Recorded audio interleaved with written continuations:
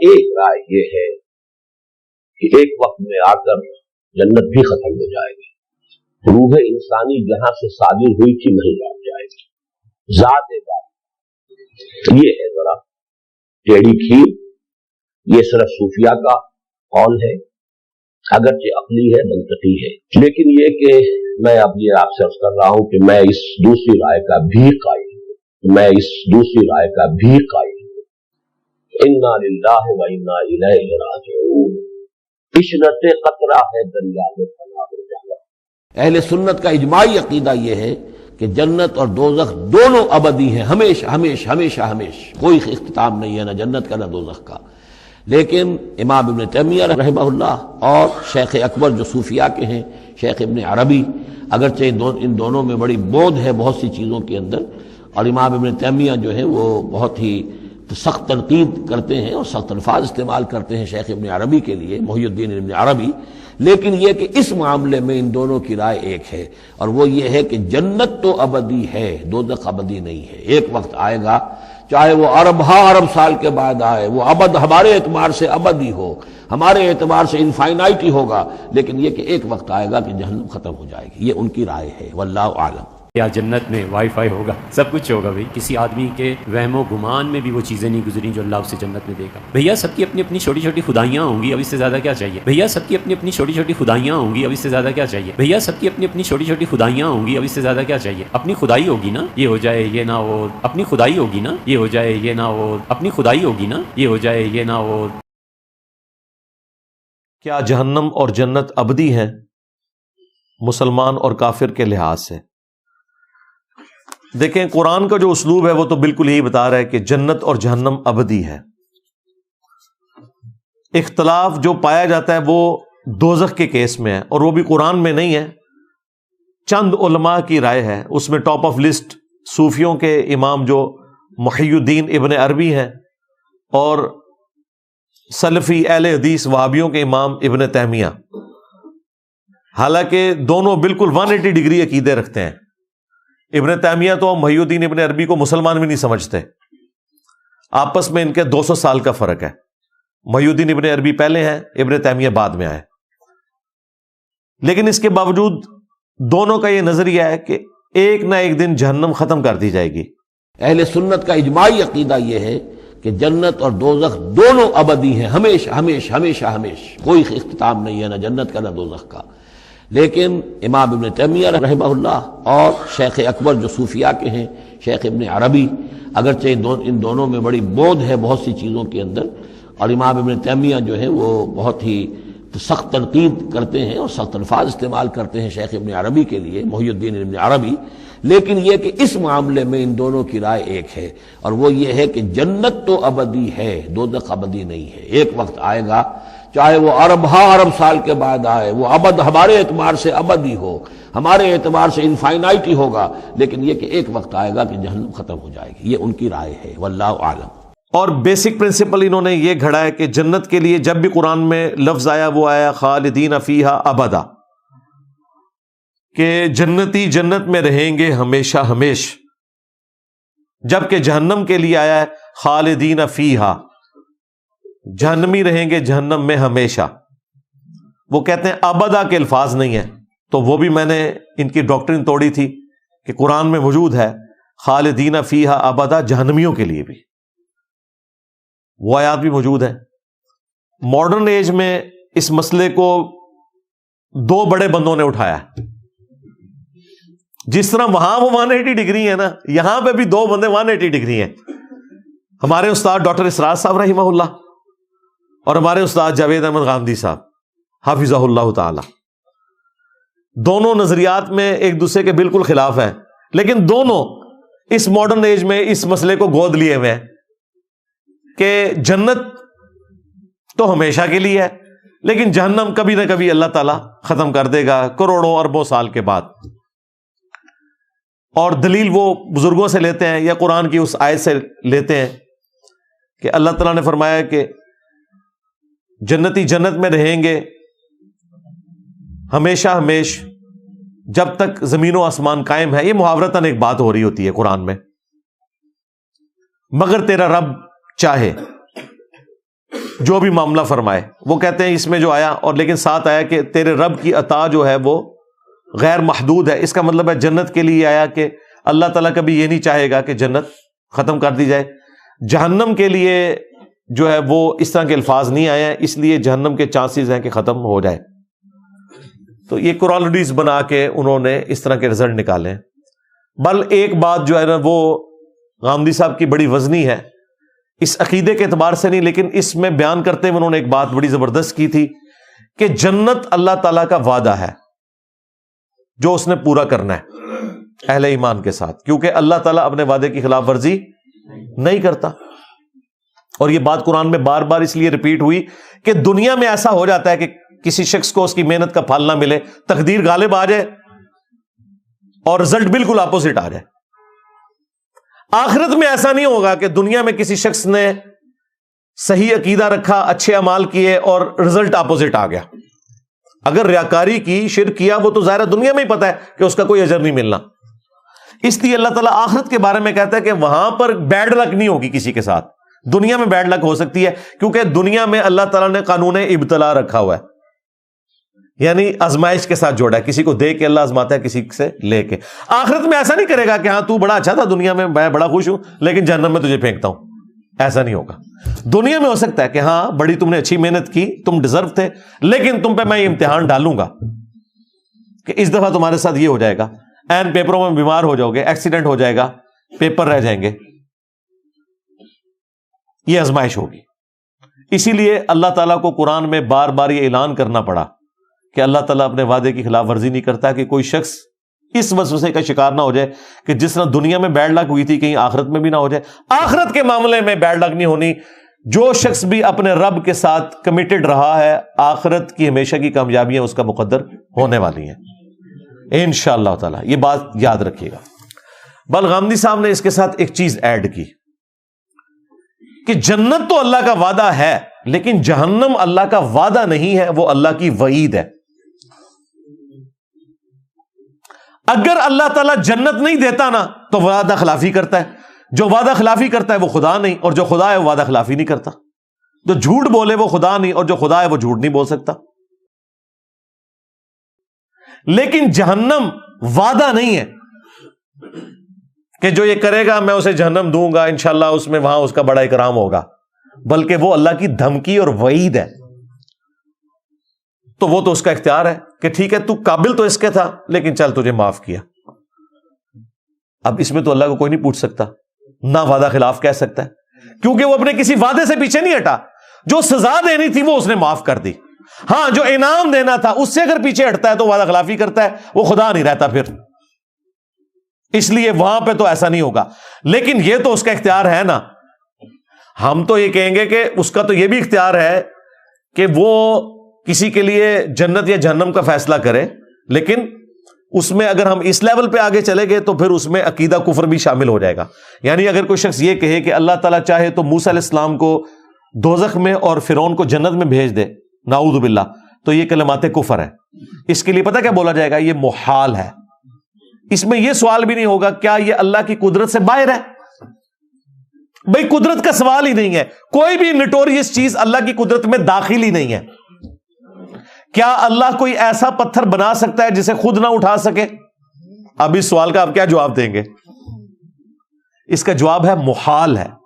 کیونکہ اگر آپ کہتے ہیں نا کہ ہاں وہ ایسا پتھر بنا سکتا ہے جسے خود نہ اٹھا سکے, تو ایک مسئلہ تو آپ نے حل کر دیا کہ اس نے پتھر بنا لیا. تو جو خدا پتھر ہی نہ اٹھا سکے وہ ان اللہ علی کل شیء قدیر کیسے ہوا؟ دوسرا مسئلہ پھنس جائے گا. تو یہ فلسفیانہ سوالات تھے. یہ جب معتزلہ کے زیر اثر خلیفہ مامون الرشید کے دور میں عباسیوں نے فلسفے کی کتابیں عربی میں ٹرانسلیٹ کی نا, اس وقت یہ بحثیں پھر شروع ہوئیں, عقلی بحثیں. تو پھر علم الکلام ایجاد کیا گیا کہ ان باتوں کے جواب آپ نے کیسے دینے ہیں. اس کے لیے دو ٹرمز ڈیوائز ہوئیں, محال اور مقدور. محال وہ چیزیں ہیں جو اللہ تعالیٰ کی قدرت میں داخل نہیں ہیں, اور اس میں قدرت کا نقص نہیں ہے, بلکہ وہ بائی ڈیفینیشن ہی چیزیں غلط ہیں. کیا اللہ اپنے ساتھ کا کوئی اور خدا پیدا کر سکتا ہے؟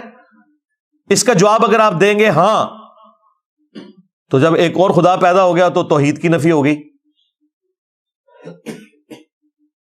پھر دوسری بات، جب وہ پیدا ہو گیا تو وہ تو خدا ہوئی نہ، وہ تو مخلوق ہے. خدا کی تو ڈیفینیشن ہے لم یلد ولم یولد. خدا تو پیدا نہیں ہوتا، وہ تو ہمیشہ سے ہے. اور اگر آپ کہیں کہ نہیں پیدا کر سکتا تو لوگ کہیں گے آپ نے قدرت کی نفی کر دی کہ اچھا یہ کام تو وہ نہیں کر سکتا. تو اس کا جواب یہ ہے یہ محال ہے، یہ بائی ڈیفینیشن ہی غلط ہے. اس کے اگینسٹ کچھ چیزیں ایسی ہیں جو مقدور ہیں، اگرچہ وہ اللہ نے کی نہیں ہوئی لیکن قدرت میں داخل ہے. مثلا کیا اللہ اس بات پر قادر ہے کہ زمین سے کوئی ایسی سیڑھی بنائے کہ ہم آسمان پہ چڑھ جائیں؟ ہم کہیں گے کہ ہاں اللہ تعالیٰ ایسی سیڑھی بنا سکتا ہے.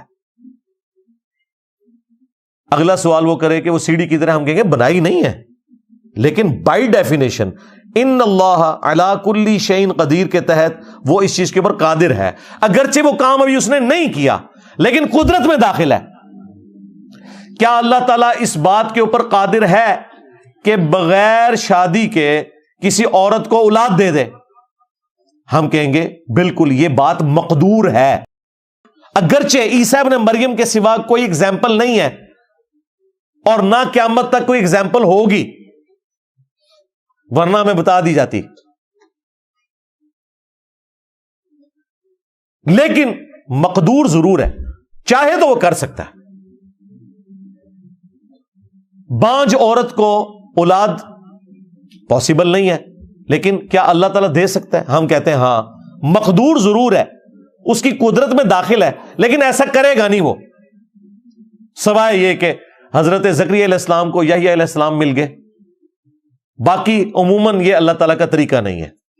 یا وہاں پہ حضرت سارہ کے لیے حضرت اسحاق پیدا ہو گئے، لیکن یہ چیز مقدور ضرور ہے، چاہے تو کر سکتا ہے، لیکن عموماً دنیا کا قانون اس کے ساتھ اللہ نے نہیں جوڑا ہوا. کیا اللہ تعالیٰ یہ کر سکتا ہے کہ کسی کو آگ میں پھینکا جائے اسے آگ نہ کھائے؟ ہم کہتے ہیں ایسا ہوتا نہیں ہے، لیکن یہ اس کی قدرت میں داخل ہے. ایک دفعہ اس نے کیا ہے ابراہیم علیہ السلام کے لیے. جنرل رول پھر بھی نہیں ہے وہ، یہ ذہن میں رکھیے گا. لیکن جنرل رول نہ ہونے کے باوجود محال نہیں ہے، مقدور ہے. اگرچہ وہ نہ کرے تب بھی مقدور ہے، یعنی قدرت میں داخل ہے کہ وہ ایسا کر سکتا ہے. بس یہ ٹوٹل جو ہے جی فلسفہ علم الکلام یہ ہے جو میں نے آپ کو بیان کر دیا، جو یہ کئی سال بیچارے پڑھتے رہتے ہیں. پھر بھی آپ ان سے جا کے آج بھی اپنے ویسے چیک کرنے سے اپنے مفتیوں پوچھنا محال اور مقدور کیا ہوتے ہیں. اے لفظ بھی کئی مفتیوں نہیں یہ پتا ہوتے. وہ جو تخصص فی التفسیر، تخصص فی الفقہ، اس میں جو کوئی تخصص کو زیادہ کر جائے نا اس کو پتا ہوتا ہے. عام جو درس نظامی ہے نا اس میں یہ بحثیں نہیں پڑھائی جاتی. لیکن یہ ایسی بحثیں ہیں کہ جو کسی زمانے میں مسلمانوں کی ضرورت رہی ہے، کیونکہ اس وقت فلسفی مد مقابل آ گئے تھے تو ان کو سیٹسفائی کرنا تھا. پھر اس میں پھر غلوب بھی ہوا، اللہ تعالیٰ کی صفات کے بارے میں، ذات کے بارے میں، اسماء و صفات کے مسئلے نکلے. یہ جو آپ کو اہل حدیث اٹھاتے ہیں وہ یہ جہمیہ ہے جی، یہ مجسمہ ہے. استواء علی العرش کا کیا مسئلہ ہے؟ کیا اللہ تعالیٰ عرش کے اوپر بیٹھا ہوا ہے؟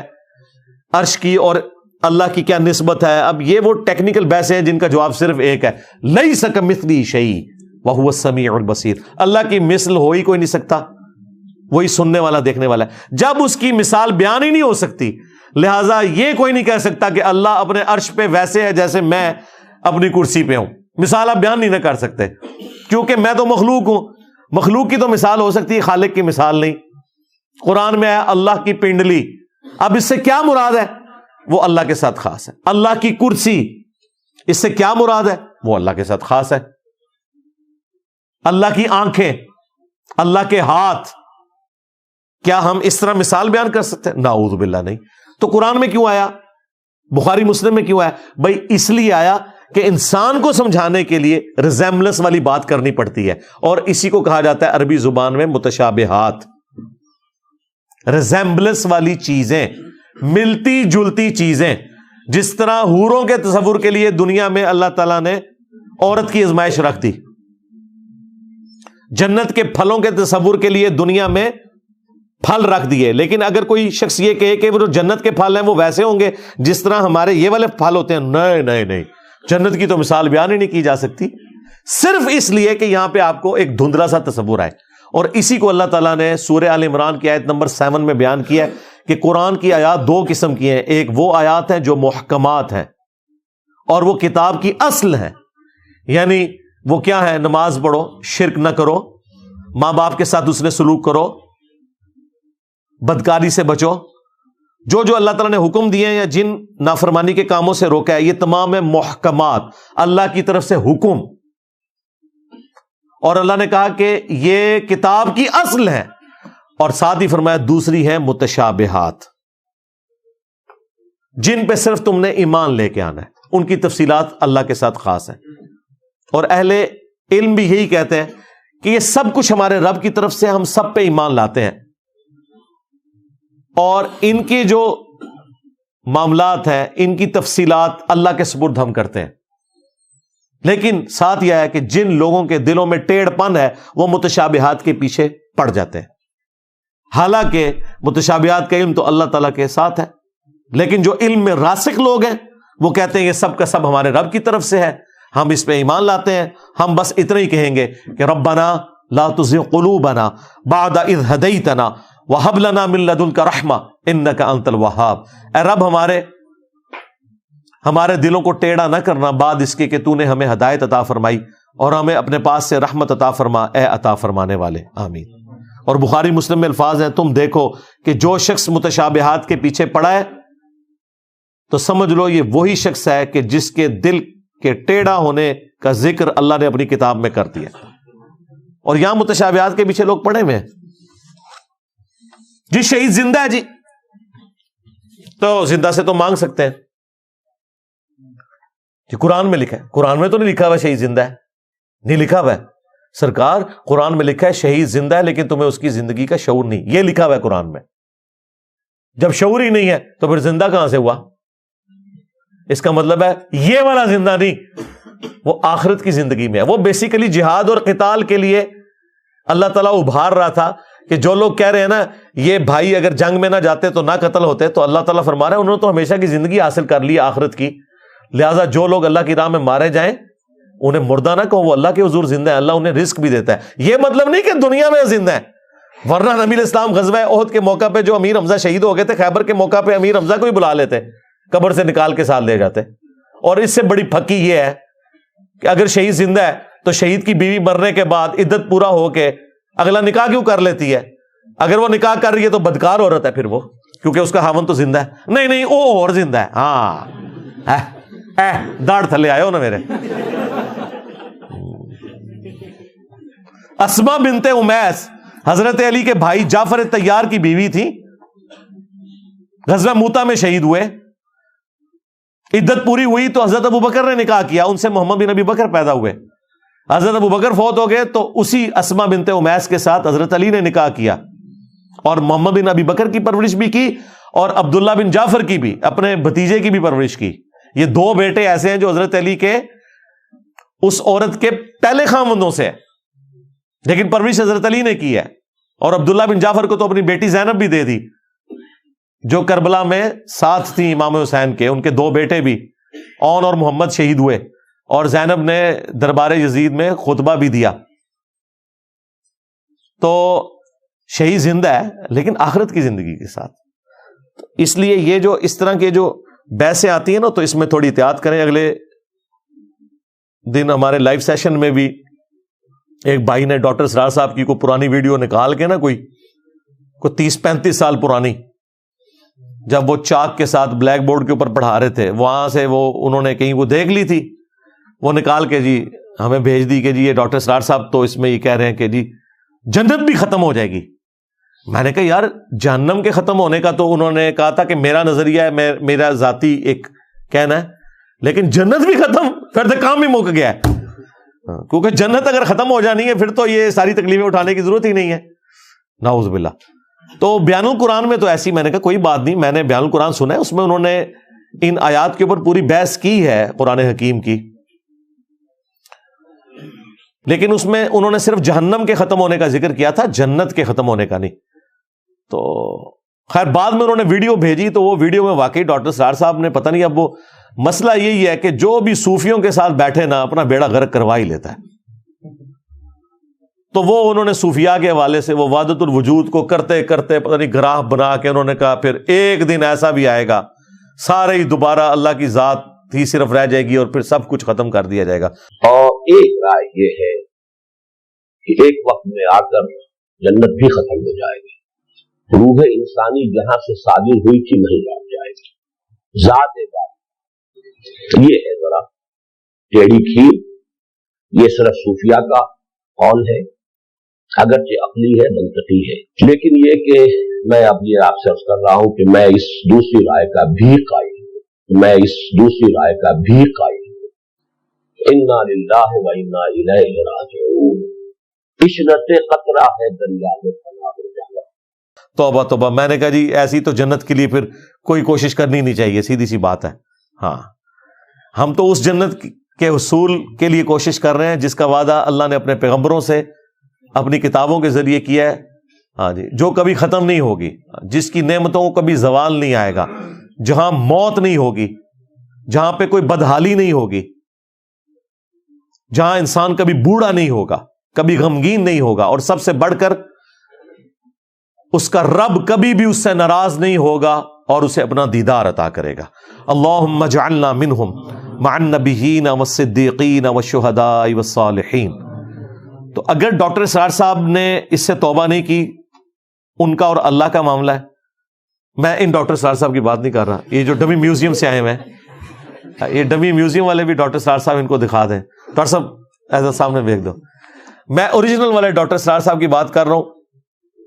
میرا حسن ظن ہے کہ وہ توبہ کر کے دنیا سے گئے ہوں گے. بہرحال اگر آپ فی نفسی عقیدے کی بات کریں, میں ہمیشہ شخصیات پہ فتوے نہیں لگاتا, صرف عقیدوں پہ, عبارتوں پہ لگاتا ہوں. یہ عقیدہ ڈنکے کی چوٹ کے اوپر گمراہی پر مبنی نہیں, صرف کفریہ عقیدہ ہے کہ اگر کسی کا یہ عقیدہ ہے کہ جنت بھی ایک نہ ایک دن ختم کر دی جائے گی, ہاں استغفر اللہ واتوب الیہ, یہ پورے قرآن کے اسلوب کے خلاف ہے. یہ جرت تو محی الدین ابن عربی نے نہیں کی, یہ جرت تو ابن تیمیہ نے نہیں کی. انہوں نے آدھی جرت کی کہ جی دوزخ ختم ہو جائے گی, لیکن جنت ختم ہونے کا ذکر تو انہوں نے بھی نہیں کیا. ایون غامدی صاحب نے جرت نہیں کی, انہوں نے بھی مانا کہ جنت ختم نہیں ہوگی, البتہ جہنم کے ختم ہونے کے چانسز ہیں. لیکن یہ جنت ڈاکٹر صاحب ساڑھی جنت بھی ختم کرو ہوئے سن, اور ڈاکٹر صاحب کا قصور نہیں ہے. جو بھی صوفیوں کے ساتھ لگے, صوفی بیڑا غرق کرواتے ہیں, کیونکہ یہ بیٹھ کے ضرب تقسیمیں لگاتے ہیں. ان کا جو سورس آف نالج ہے وہ قرآن و سنت نہیں ہوتا. یہ اللہ کی محبت میں بھی غلوف کرتے ہیں, یہ یاد رکھیے گا.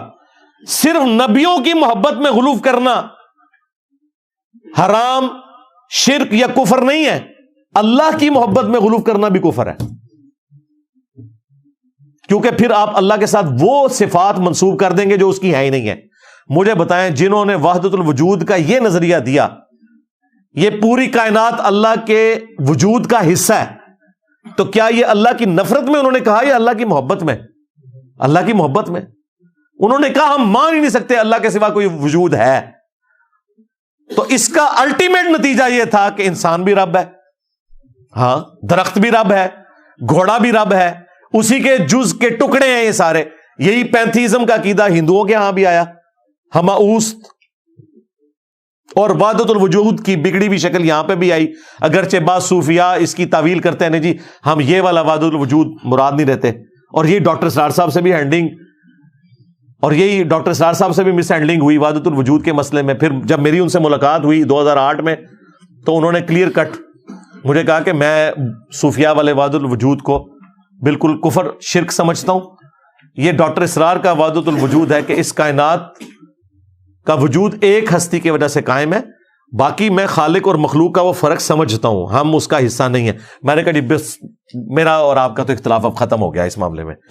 انہی چیزوں پہ پھر اہل حدیثوں نے بھی ڈاکٹر اسرار صاحب کے اوپر فتوے لگائے تھے. بہرحال شکر ہے مجھے تو ان کی وفات سے 2 سال پہلے جو ملاقات ہوئی, انہوں نے کہا جی یہ ایسا نہیں ہے. لیکن یہ اب اتنے سالوں کے بعد ایک اور ویڈیو سامنے آئی ہے, وہ تو خیر بہت پرانی ہے ان کی ویڈیو, وہ کوئی 80s کی ویڈیو ہے.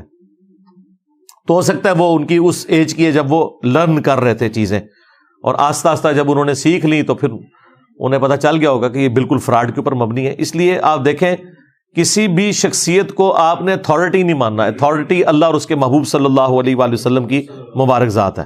بالکل یہ ذہن میں رکھیے گا, باقی کو بڑے سے بڑا بزرگ ہو، اسکالر ہو، عالم ہو، امام ہو، مجتہد ہو، ایون کوئی صحابی بھی ہو، وہ اس کی ذاتی رائے ہو سکتی ہے کسی معاملے میں. اب یہاں پہ بھی میں کئی ایک مثالیں دے سکتا ہوں بڑوں سے بھی، لیکن فائنل اتھارٹی قرآن و سنت کو آپ نے ماننا ہے. بالکل یہ کلیئر کٹ ہے.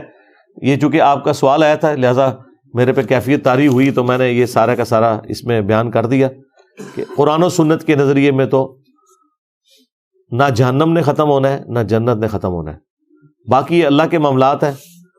جہنم یعنی دوزخ وہ اس کی وعید ہے، وہ چاہے تو ختم بھی کر دے، اس سے اس کی صفت عدل چیلنج نہیں ہوگی.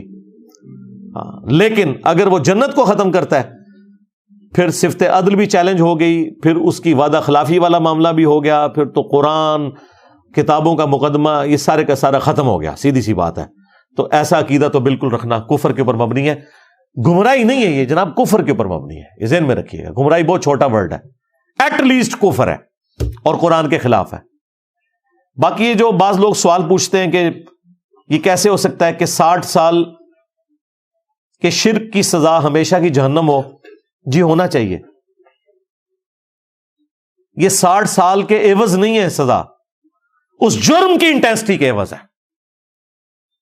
شرک اتنا بڑا جرم ہے کہ اگر بغیر توبہ کیے بندہ مر جائے اور وہ جرم اس نے ایک دن کے لیے بھی کیا ہے، اس کی سزا ہمیشہ کی جہنم ہی بنتی ہے، کیونکہ جرم بہت بڑا ہے. باقی یہ جو ہم سوچتے ہیں نا کہ کہیں ظلم تو نہیں لازم آ رہا، اللہ کی صفت عدل تو چیلنج نہیں ہو رہی، یہ اللہ کو پتا ہے کہ اس شخص کو اللہ نے کیا حالات و واقعات دیے تھے اور وہ مکاری کرتا رہا، اس نے حق قبول نہیں کیا. یہ ذہن میں رکھیے گا. بعض اوقات لوگ کہہ رہے ہوتے ہیں اتنے بڑے بڑے علماء نے سمجھ نہیں، اور سمجھ آ رہی ہوتی ہے. کتنے پولیٹیشنز ہیں جب اپنی جماعتیں چھوڑتے ہیں تو بعد میں بالکل 180 ڈگری باتیں کر رہے ہوتے ہیں، اس کا مطلب ہے انہیں سمجھ آ رہی ہوتی ہے. آج دیکھیں وہ سارے صحافی جو اس زمانے میں یہ کہا کرتے تھے کہ جی اس زمانے میں 2018 میں ہم لوگ الیکشن جیت کے آئے ہیں، آج وہ بھی مان رہے ہیں نہیں جی اس وقت اسٹیبلشمنٹ نے ہمیں جتایا تھا، اب اسٹیبلشمنٹ دوسری پارٹی کو جتا رہی ہے. لو جی اجماع امت ہو گیا جی، ہو گیا نا. اس وقت نہیں تھے مانتے، مان گئے نا اب. تو وقت کے ساتھ انسان مان جاتا ہے ان چیزوں کو. تو اس کا مطلب ہے اس وقت بھی انہیں سمجھ تھی کہ یہ کیا ہو رہا ہے، جان بوجھ کے مکرے بنے ہوئے تھے. چلیں یہ تو دنیا کا معاملہ ہے. آخرت کے بارے میں جو کوئی مکرا بن گیا اور آپ کو بڑا ترس آ رہا ہے کہ اس بیچارے کو سمجھ نہیں آئی اس لیے یہ کر رہا ہے، وہ اللہ کو پتا ہے یہ مکرا بنا ہوا ہے یا سمجھ آ رہی ہے. یہ آپ نے حساب نہیں لینا، اللہ نے لینا ہے. اور یہ اللہ تعالیٰ کا وعدہ ہے کہ انسان کو اس وقت تک موت نہیں دے گا جب تک کہ حق اسے دکھا نہ دے. ذہن میں رکھیے گا یہ اللہ نے اپنے ذمہ کرم پہ لیا ہے. اس کے لیے ضروری نہیں کہ 100 سال کی زندگی ہو، کسی کو 20 سال میں بھی وہ حق دکھایا جا سکتا ہے جو دوسرے کو 60ویں سال میں جا کے دکھایا جائے. وہ 60 سال تک زندہ رہے گا وہ حق دیکھنے کے لیے. یہ اللہ نے اپنے ذمہ لیا ہوا ہے کہ میں نے حق دکھانا ہے، لہذا ترس نہ کھائیں اس حوالے سے اور اس کے لیے آپ دین کو بدل دیں کہ یہ کیسے ہو سکتا ہے. نہیں، اس کی بجائے دعوت و تبلیغ کا کام کریں، لوگوں کو سچائی بتائیں تاکہ وہ ہمیشہ کی جنتوں کو حاصل کر سکیں اور اللہ تعالیٰ کے غضب کے مقام جہنم سے خلاصی پا سکیں. اللہم اجرنا من النار، اللہم انا نسألک جنت الفردوس مع النبیین والصدیقین والشہداء والصالحین، آمین. اور آخری بات میں اس میں کروں گا کہ اس کائنات میں توحید خدا کا کنسپٹ ہی ایسا کنسپٹ ہے کہ اگر کوئی ایک چیز اوور لک نہیں ہونی چاہیے تھی نا تو وہ خدا کا تصور ہے. روزانہ آپ کو سینکڑوں ہزاروں سگنلز ملتے ہیں، صرف اللہ اپنے ذات کے ساتھ پردے میں چلا گیا، اس کے علاوہ ہر چیز سامنے ہے، اس کی ذات سامنے نہیں ہے. باقی اس کی صفات کے ذریعے اس کی قدرتوں کا جو ظہور ہے وہ اتنا سامنے ہے کہ اللہ تعالیٰ سے زیادہ کوئی ظاہر چیز ہی نہیں ہے. کائنات میں اگر کوئی چیز اوور لک نہیں ہونی چاہیے تھی نا انسان کی نظر سے تو وہ ایک خدا کا کانسیپٹ تھا. لہذا اللہ تعالیٰ جسٹیفائی ہے کہ کسی شخص کو شرک کرنے کے سبب ہمیشہ کے لیے جہنم میں پھینکے. البتہ اگر وہ اس وعید سے خود ہی پیچھے ہٹے یا کسی کی سزا معاف کرنا چاہے تو ٹھیک ہے، لیکن وہ سزا اگر معاف ہوئی بھی थोरेटिकली मैं बात कर रहा हूं। जन्नत में वो शख्स फिर भी नहीं जा सकता, वो कुरान का फतवा है। हाँ, इन्नल्लाह ला यगफिरु अन युशरक बिही व यगफिरु मा दून ज़ालिका लिमन यशा। ये तो वो आ गया अल्टीमेट फतवा कि शिर्क माफ नहीं होगा। लेकिन बफर्ज मुहाल अगर कहीं कोई माफी वाला हुआ मामला तो फिर वो वाली आयत है, लक़द कफ़र अल्लज़ीना क़ालू इन्नल्लाह हुवल मसीह इब्नु मरियम व क़ाल अल मसीह या बनी इसराईल उअबुदुल्लाह रब्बी व रब्बकुम इन्नहु मन युशरिक बिल्लाह फ़क़द हर्रमल्लाहु अलैहिल जन्नह व मअवाहुन नार व मा लिज़्ज़ालिमीन मिन अंसार। बेशक जो कोई अल्लाह के साथ शिर्क करेगा, अल्लाह ने ऐसे शख्स के ऊपर जन्नत हराम कर दी है, उसका ठिकाना जहन्नम है जहां वो रहेगा हमेशा हमेश। जन्नत हराम है ऐसे शख्स के ऊपर। अगर अल्लाह ताला जहन्नम को खत्म भी कर दे, जन्नत में फिर भी वो नहीं जा सकता, क्योंकि फिर कुरान वायलेट हो जाएगा। समझ रहे हैं ना मैं क्या कहना चाह रहा हूं? हाँ, तो इसलिए मेरे भाई इन दकीक बहसों में पढ़ने की बजाय चुप करके आखिरत की तैयारी करें, सीधी सी बात है। ठीक हो गया जी। आपका ये उसूल था कि आपने कोई ऐसा अकीदा नहीं अपनाया जो आपसे पहले उम्मत का ना हो, फिर आप जन्नत में मिनी गॉड बनाने वाली बात कहां से? भाई ये मिनी गॉड का जो अकीदा है ना, ओरिजिनल मिनी गॉड, बरेलवियों के सारे बुजुर्ग ओरिजिनल मिनी गॉड है। हाँ, चाहें तो इशारों से अपने काया ही पलट दे दुनिया की, ये शान है खिदमतगारों की, सरकार का आलम क्या होगा। ये तो दुनिया में गॉड मानते हैं अपने बुजुर्गों को। और पिछले दिनों मैंने अब्दुल कादिर जिलानी की किताब जो साबित है उनसे, ये वो किताब है जिसमें कोई इख्तलाफ नहीं, फुतूहुल गैब, जिसकी शरह इब्न तैमिया ने लिखी है, वाबियों के इमाम ने। और इस किताब के नोट्स पीर नसीरुद्दीन साहब ने अपनी किताब में लिखे हैं।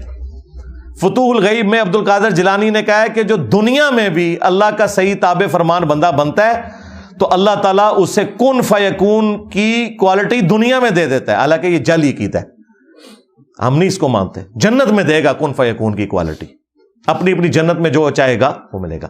तो वो कुन फयकून की जो क्वालिटी है ना, उसके लिए मैंने टर्म कही थी मिनी गॉड। ये गॉड से मुराद यहां माबूद नहीं है।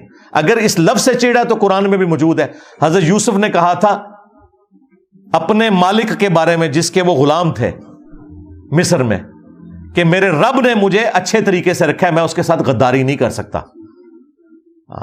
तो वो रब किसको कह रहे थे? अपने मालिक को।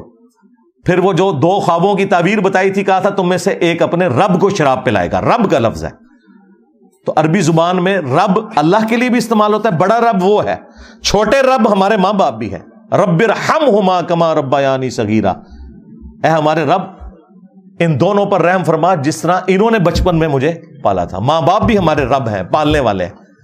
लेकिन ये मिनी रब है, मेन रब वो है। लेकिन ये रब माबूद के मानों में नहीं है, माबूद एक ही है। और ये जो मिनी गॉड की जब मैंने बात की थी, मैंने उस वक्त भी कहा था खालिक और मखलूक का फर्क। जब मखलूक हो गया तो फिर रब तो ना रहा वो वाला। अगर कोई कहे कि ये वो गॉड है जो माबूद है और दूसरा ये मखलूक है, तो मखलूक के लिए अगर गॉड का लफ्ज कोई बोल रहा है मिनी गॉड के तौर पे, तो ये समझाने के लिए। और ये देखें मुफ्ती सईद साहब जिन्होंने इमरान खान साहब के निकाह पढ़ाए हैं 3 दफा, उन्होंने तो बकायदा वीडियो में कहा है, जब किसी ने कहा जन्नत में वाईफाई होगा, हाँ, तो उन्होंने कहा हाँ भाई जन्नत में तो सबकी छोटी छोटी अपनी अपनी खुदाइयां होंगी, अब इससे ज्यादा क्या बताऊं मैं। या जन्नत में वाईफाई होगा, सब कुछ होगा भाई। किसी आदमी के वहमो गुमान में भी वो चीज़ें नहीं गुजरी जो अल्लाह उसे जन्नत में देगा। भैया सबकी अपनी अपनी छोटी छोटी खुदाइयाँ होंगी, अब इससे ज़्यादा क्या चाहिए। भैया सबकी अपनी अपनी छोटी छोटी खुदाइयाँ होंगी, अब इससे ज़्यादा क्या चाहिए। भैया सबकी अपनी अपनी छोटी छोटी खुदाइयाँ होंगी, अब इससे ज़्यादा क्या चाहिए। अपनी खुदाई होगी ना, ये हो जाए ये ना हो, अपनी खुदाई होगी ना, ये हो जाए ये ना हो, अपनी खुदाई होगी ना, ये हो जाए ये ना हो। हाँ, अब वो क्लिप हमारे स्टूडेंट्स की आंखों से फिर छुप नहीं सका, आ गया। देखें जो जो ये मेरे ऊपर हमला करते हैं ना, अल्लाह ताला किसी ना किसी की जुबान पे जारी कर देता है। वाबियों के मौलवी ने नहीं बोला कि जब कभी भी कोई नबी किसी उम्मत में गया तो वहां के जो मुशरिक होते थे वो कहते थे कि हमने क्या दाढ़ी और सर के बाल धूप में सफेद किए हैं, ये कल का छोकरा आके हमें समझाएगा। दुनिया में आने वाले हर पैगंबर के साथ उसकी कौम ने जो पहला एतराज किया बुनियादी, वो यही था कि हमारे बाप दादा पागल थे, उन्होंने क्या दाढ़ियां धूप में सफेद की थी, क्या उनको कुछ पता नहीं था। ये कल का छोकरा आकर हमें ये समझाने लगा है दीन, ये कल का छोकरा आकर हमें ये समझाने लगा है दीन, ये कल का छोकरा आकर हमें ये समझाने लगा है दीन। 1,24,000 انبیاء کے بارے میں اس نے یہ مثال بیان کی، اور ظاہر کافروں کے ریفرنس سے بیان کی. کافر تو انبیاء کو پتہ نہیں کیا کچھ کہتے تھے. حضرت عیسیٰ ابن مریم کو یہودی آج تک کہتے ہیں out of wedlock, son of man بولتے ہیں. سیدہ مریم کو وہ بدکار عورت کہتے ہیں، نعوذ باللہ. یہ تو قرآن میں بھی لکھا ہوا ہے، لیکن وہ ان کی گندگی ہے نا. جب ہم اس کو کوٹ کریں گے تو ہم تو نہیں نقل کفر نباشد. اب وہ سارے وہابیوں کو سانپ سونگ گیا. میں نے ایک جگہ جملہ بولا تھا ساری اس گندگی کو جمع کرتے ہوئے، تو انہوں نے کہا جس نے کہہ دیا جی کل کا چھوکرا. میں تو کافروں کے ریفرنس سے بات کی تھی. تو جو یہ اس طریقے سے حملہ کرتے ہیں ان کے اوپر الٹا پڑ جاتا ہے. تو منی گاڈ انہوں نے بات کی تھی، میں تو عبد القادر جیلانی دنیا منی گاڈ پہ کہندا ہے. تو یہ معبود اور عابد وہ فرق اپنی جگہ. ان معنوں میں خدا ایک ہی ہے. ویسے خدا کا لفظ فارسی میں ملاح کے لیے بھی استعمال ہوتا ہے. کشتی کا جو ملاح ہے اسے کہتے ہیں نا خدا. پتہ ہے آپ کو اردو زبان میں ناؤ خدا، ناؤ کہتے ہیں کشتی کو، خدا کہتے ہیں ملاح کو. فارسی زبان میں خدا کا لفظ اس لیے بھی استعمال ہوتا ہے جس طرح کشتی کا چلانے والا ملاح وہ کشتی کا خدا ہے، اس طرح اس کائنات کا چلانے والا اس کو بھی ہم خدا ہی کہتے ہیں. لیکن فرق ہے. نبی الاسلام کے بارے میں قرآن میں ہے بالمؤمنین رؤوف الرحیم. تو رؤوف الرحیم تو اللہ ہے، نبی کہاں سے رؤوف الرحیم ہو گئے؟ ہاں، اللہ ہے الرؤوف الرحیم، اور نبی اللہ کی اطاعت سے رؤوف اور رحیم ہے. وہ الرؤوف الرحیم نہیں ہے. تو یہ لنگوسٹک کا فرق ہے. ٹھیک ہے. تو الحمدللہ یہ جو میں نے عقیدہ بتایا اس کے اوپر بھی اجماع ہے الحمدللہ کہ جنت میں ہر مؤمن اللہ تعالیٰ اسے اپنی کن فیکون والی کوالٹی بھی دے گا اپنے دائرے کے اندر. ظاہر الٹیمیٹ تو صرف اللہ کی ہے. دوسری، اللہ کو موت نہیں آئے گی، انسان کو بھی موت نہیں آئے گی. یہ وہ کوالٹی ہے جو اللہ اور بندے کی کامن ہو جائے گی. لیکن خالق اور مخلوق کا فرق ہے، عطائی اور ذاتی کا فرق ہے، لیکن کوالٹی بہت بڑی ہے. یہ ذہن میں رکھیے گا. آپ کو اس کا ٹیسٹ کیا فیل کریں، میں ایک میری کلپ دیکھیں. یہ تو ٹاپک میں نے کچھ اور تھا. منی گاڈ کی جو ٹرم آئی، یہ ٹرم اس وجہ سے آئی تھی میں اللہ سے کیوں محبت کروں، وائی آئی لو گاڈ. بیسیکلی میں اس کو ایڈریس کر رہا تھا. اس میں میں نے چیز تو اللہ کے فضل سے میں نے اس کو جس طریقے سے ایڈریس کیا، کوئی بھی اس طریقے سے اس مقدمے کو پیش نہیں کر سکتا کہ میں خدا سے محبت کیوں کروں. ہم جو کچھ بھی کر رہے ہوتے ہیں نا اللہ کی محبت کی وجہ سے نہیں کر رہے ہوتے، اللہ کے ڈر کی وجہ سے کر رہے ہوتے ہیں. آج اللہ کی طرف سے اناؤنسمنٹ ہو نا کہ نماز پڑھو تو جنت ہے، نہ پڑھو تب بھی جنت ہے، لیکن چھوٹے والی سارے نے پیکج لے لینا. حلال اور حرام میں فرق کرو گے، بڑی جنت، خوب آرام کھاؤ، خوب بدکاری کرو، شراب پیو، چھوٹی جنت. لوگ کہیں گے ٹھیک ہے جی ایسے ہی جنت. یہ جو انسانیت کا قبلہ درست ہے یہ اللہ کی محبت کی وجہ سے نہیں ہے، اللہ کے خوف کی وجہ سے. ہمیں قرآن و سنت کی جتنی دھمکی ہے نا وہ اللہ کی محبت کی طرف نہیں لے کے جاتی، ہمیں ہر وقت ڈراتی رہتی ہیں کہ اگر نہ کیا تو دوزخ ہی سوٹے گا. اب یہ جذبہ آپ کا اللہ کے ساتھ محبت کا کبھی بھی ڈیولپ نہیں ہوگا. یہ کیسے ڈیولپ کرنا ہے وہ پھر میں نے بتایا تھا. ایسے ڈیولپ کرنا ہے میں اس رب سے کیوں نہ محبت کروں جو اپنی خدائی میں اکیلا تھا، چاہتا تو اکیلا ہی رہتا، محض اپنے کرم سے مجھے پیدا کیا. اس کے بعد مجھے کہا چند سالوں کی زندگی دے تجھے میں اپنی خدائی میں ساتھ شامل کر لوں گا، اس حوالے سے کہ تو میرا بندہ، میں تیرا رب ہی رہوں گا، لیکن میں بھی ہمیشہ کے لیے ہوں، تجھے بھی ہمیشہ کے لیے رکھوں گا. میرا حکم بھی چلتا ہے، جو خواہش کرتا ہوں وہ ہو جاتا ہے. تجھے بھی جنت دوں گا، اس میں جو تو خواہش کرے گا وہ تجھے ملے گی. جب آپ یہ چیز سوچتے ہیں کہ یار میں 50-60 سال کی زندگی دوں اور مجھے اربوں خربوں سال کی ہمیشہ کی زندگی میں نہ کوئی تکلیف پہنچے، نہ بڑھاپا آئے، نہ کمزوری آئے، میرا حکم بھی چلے، اور سب سے آخری جو جنتی ہے اسے بھی اس پلانٹ ارتھ سے 10 گنا بڑی جنت ملنی ہے، 10 زمینیں ملنی ہیں. بخاری مسلم میں الفاظ ہیں جو آخر میں جنت میں جائے گا. یہاں 10 مرلے کا پلاٹ نہیں آپ لے سکتے، 10 پلانٹ ارتھ ملے اور وہاں آپ کا حکم چلے جو آپ چاہیں. اور وہ حکم بادشاہ والا نہیں کہ ہرکارے رکھنے پڑے، نہیں. آپ خواہش کریں کہ یہاں پہ یہ درخت اگ جائے وہ اگ جائے، آپ خواہش کریں کہ ارن تشتری اور جہاز میرے لیے آ جائے وہ جہاز آ جائے، اور موت بھی نہ آئے، آپ کو بڑھاپا بھی نہ آئے، نماز بھی کوئی نہیں، شریعت کی پابندی بھی کوئی نہیں. اب مجھے بتائیں یہ ساری کی ساری چیزیں یہ آپ کو اس خدا سے محبت کروائیں گی کہ واہ یا اللہ تیری کتنی کرم نوازی ہے کہ تو اکیلا تھا مجھے بھی ساتھ شامل کر لیا، اگرچہ میں تیرا بندہ ہی ہوں، سب کچھ تیرا ہی ہے، لیکن ایک منی گاڈ مجھے بھی تو نے بنا دیا، وہ کوالٹیز مجھے دے دی۔ یہ منی گاڈ سے مراد خدا نہیں، وہ معبود والا معاملہ نہیں تھا۔ تو بریلویوں نے کہا کہ جی یہ انجینئر صاحب نے شرک کر دیا، مجھے بڑی خوشی ہوئی کہ بریلوی تو کہتے ہیں شرک مک گیا پھر بھی انجینئر صاحب نے کر دیتا ہے، تو میں کہ ہوں شکر ہے، تو انہوں پتہ لگا شرک والے مکہ نہیں۔ بریلویوں کے منہ سے میں شرک کا لفظ سنوں مجھے بہت خوشی ہوتی ہے، کیونکہ شرک ختم ہو چکا ہے، اور پھر وہ کہہ رہے ہیں انجینئر صاحب شرک کرتے ہیں، تو مجھے خوشی ہوتی ہے کہ یار شکر ہے یار شرک کا لفظ بولا تو صحیح۔ شرک سے تو مطلب تم لوگ جو ہے نا وہ ہر توحید کی چیز کو گستاخی کہہ دیتے ہو، اور شرک کا لفظ سننا تمہاری چھیڑ بن گئی ہوئی ہے۔ اپنے رویے میں نرمی اور احترام لائیں۔ کچھ لوگ آپ کے سخت لہجے کی وجہ سے آپ کی دلیل کو رد کرتے ہیں، نہیں ایسا کوئی نہیں ہے، بالکل جھوٹ ہے۔ اگر کوئی ایسا کر رہا ہے تو اس کا میں آپ کو چیک کرنے کا طریقہ بتا دیتا ہوں۔ آپ اس شخص کے سامنے قرآن کی آیت اور حدیث رکھیں، آپ رکھیں میرے ریفرنس کے بغیر، انشاءاللہ وہ رد کر دے گا، تو جواب مل جائے گا آپ کو۔ ہاں بالکل، میرے رویے سے کسی کو چڑ نہیں ہے، یہ میں آپ کو بتا دوں، میرے رویے سے کوئی چڑ نہیں ہے۔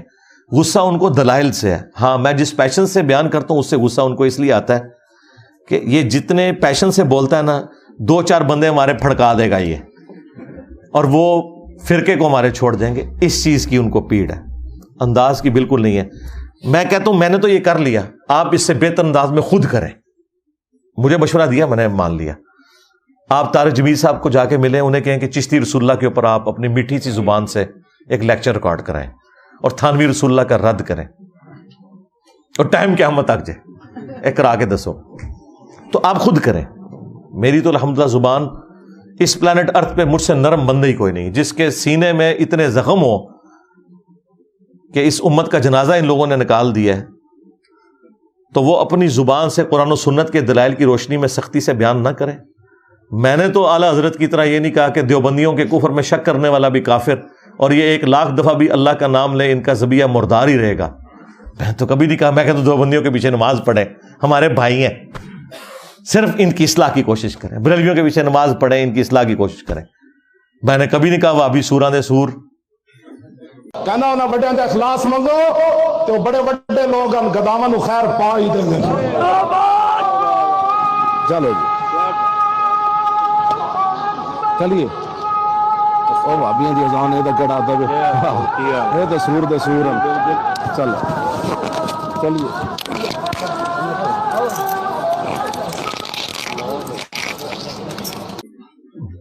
میرا یہ دعویٰ ہے مجھ سے زیادہ نرم بندہ ہی کوئی نہیں ہے۔ ہاں جو میرے والا کام نہیں کر رہا اور وہ نرم ہے، تو وہ بندے کا تو اس معاملے سے لینا دینا ہی نہیں ہے۔ یہ اسی طریقے سے ہے کہ کوئی شخص کہے کہ علی بھائی آپ جب کرکٹ کھیلتے ہیں نا تو اتنا بڑا آپ نے بلہ اٹھایا ہوتا ہے، یہ گاف والی چھڑی سے آپ کرکٹ کھیلا کریں، اور میں کہوں گا بھائی اس سے کرکٹ نہیں کھیلی جا سکتی، کرکٹ بلے سے ہی کھیلی جائے گی، اور کرکٹ کا بال اور ہے، گولف کا بال اور۔ ہاں مولویوں کے لیکچر کا ٹاپک اور ہے، میرے لیکچر کا ٹاپک اور۔ میرا کام ہے سرجن والا، سیدھا گرائنڈر چلاواں گا تھے، ایسا کر کے سینہ تروڑ کے دل کڈ کے پھر بائی پاس کر کے اندر رکھاں گا۔ ہومیوپیتھک دوائی میں نہیں دے سکتا، مہربانی کرو۔ لو جی اے میں نے آپ کی اس کے اوپر میری ویڈیو ویسے تفصیلی ریکارڈ ہے، انجینئر کی زبان بہت سخت ہے، وہ آپ ویڈیو دیکھ لیں انشاءاللہ تعالی۔ انجینئر کی زبان بہت نرم ہے ماشاءاللہ۔ ایلو جی تھوڑا پورا تھدا میں مکا دیتا ہے، گرچہ مجھے یہ آلموسٹ کتنے گھنٹے لگ گئے جی؟ 4 گھنٹے۔ اوئے ہوئے ہوئے ہوئے ہوئے ہوئے۔ اب 4 گھنٹوں کے بعد آپ نے کیا مجھ سے لینا؟ کدھر گئے ہو بھائی؟ آپ کو نہیں کہا۔ اچھا اللہم انی اسألک بانک انت اللہ لا الہ الا انت الاحد الصمد الذی لم یلد ولم یولد ولم یکن لہ کفوا احد۔ اللہم صلی علی محمد وعلی آل محمد۔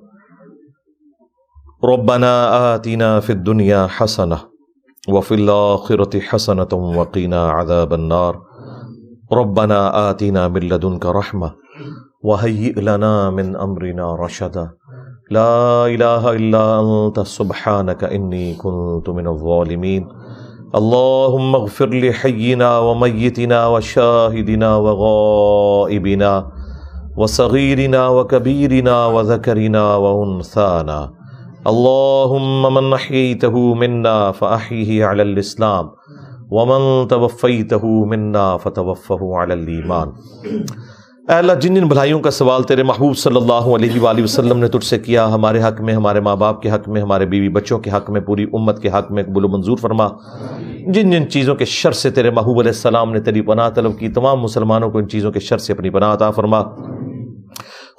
بالخصوص فلسطین کے مسلمان، کشمیر کے، چائنا کے، انڈیا کے، افغانستان کے، یمن، عراق، شام، پاکستان، جہاں کئی مسلمان کسب پرسی کی زندگی گزار رہے ہیں، غیب سے ان کی عزت، آبرو، جان و مال کی حفاظت فرما۔ اے اللہ ہمیں کتاب و سنت کی تعلیمات پر عمل کر کے دوسرے بھائیوں تک پہنچانے کی توفیق عطا فرما۔ اے اللہ جو مسلمان فوت ہو چکے ان کی مغفرت فرما، جو زندہ ہیں قبر و آخرت کی تیاری کرنے کی توفیق عطا فرما، جو بیمار ہیں انہیں شفاء کلی عطا فرما۔ حاضرین کے دلوں میں جو جو نیک اور جائز دعائیں ہیں قبول فرما۔ تمام مسلمانوں کی تمام دینی، دنیاوی، جسمانی، روحانی، ظاہری، باطنی پریشانیاں، تکلیف، مصیبتیں، دکھ تر، بیماریاں، دشواریاں دور فرما۔ اے اللہ ہمارے ملک پاکستان کی خیر فرما، پورے عالم اسلام کی خیر فرما، عالم اسلام کو اندرونی اور بیرونی خطرات سے محفوظ فرما۔ سبحان ربک رب العزت عما یصفون وسلام علی المرسلین والحمد للہ رب العالمین وصلی اللہ علی النبی الکریم وعلی آلہ واصحابہ اجمعین الی یوم الدین، آمین۔